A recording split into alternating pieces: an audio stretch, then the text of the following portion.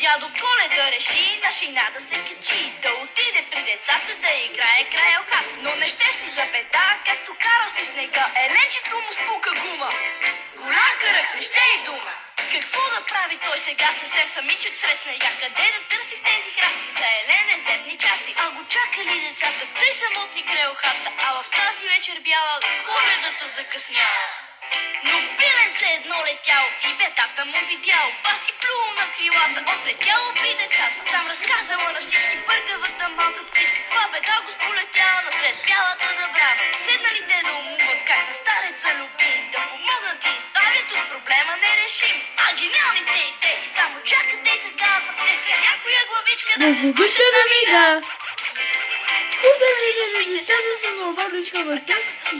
Мамата хубава, дядо кака баба. Насурвакали се всички, а са събраните парички, хукнали към магазина и гуми купили дозина. През почтата си те отбили, бързо гумите увили. На дядо Коледа желам да направят армаган и изпратили пакет с голяма пандака отпред и с надпис по средата: Много обича децата!